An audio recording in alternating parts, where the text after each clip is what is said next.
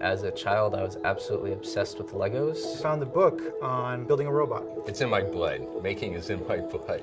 Oh my God, the cold saw, the best thing in the world. It's beautiful.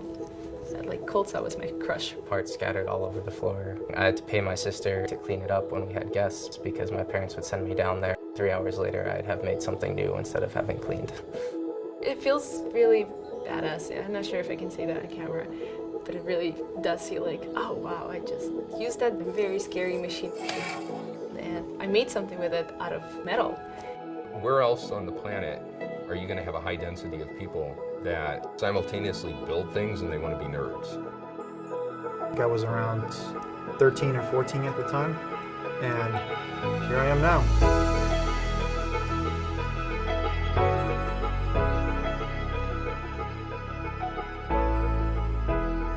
MIT students are the craziest, and I mean that in a good and loving way, the craziest bunch of people that I have ever had to work with.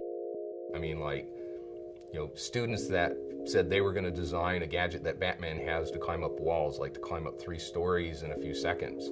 And you think, well, that's crazy talk. And then 3 months later, they have the prototype built and they demonstrate it. The students are everything in a makerspace.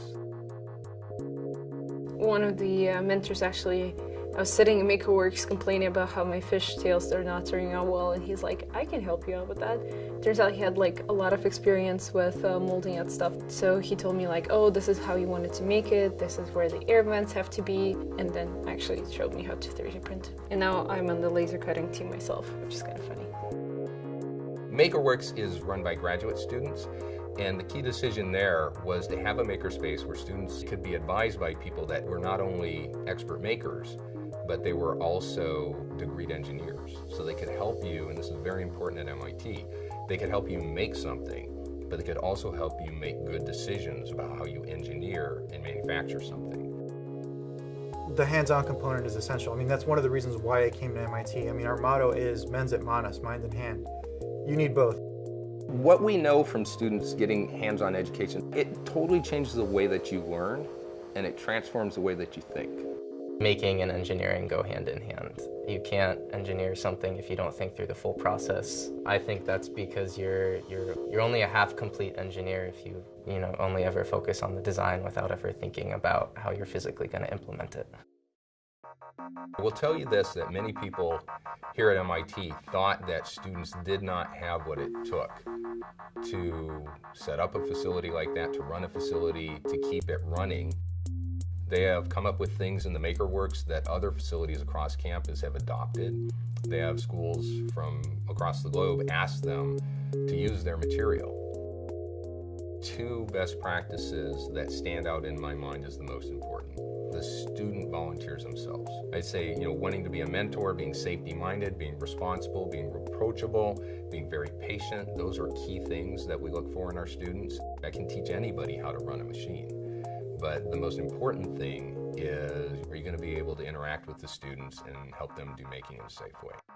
How do you set up the facility so that it's most useful for people and they feel like they can get things done in there as autonomously as possible? If they forget something like a minor setting, they've created refresher guides, and then that enables them to continue on with their work without having to reach out and use volunteers' time that may be needed for more neophytes in the space.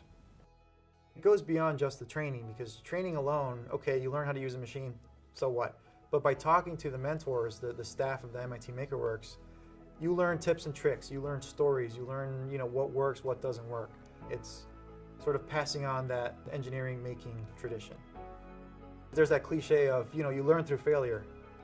The trick is you learn through other people's failures, because then you don't have to make as many failures yourself, right? I mean, you're still going to fail eventually, but at least you can sort of speed up the process by learning from other people's mistakes.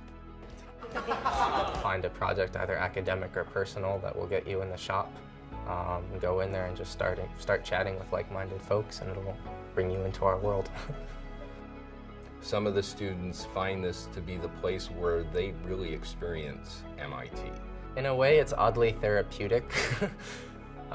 There's something to be said about the benefit of just being behind like a mill for 3 hours cranking out a part. Now you have something that you can hold and be like, I designed it and I made it. Did you ever build that robot? I did. I actually still have it. I kept it all these years. And I still have it with me as a reminder of my roots, where I came from. Here.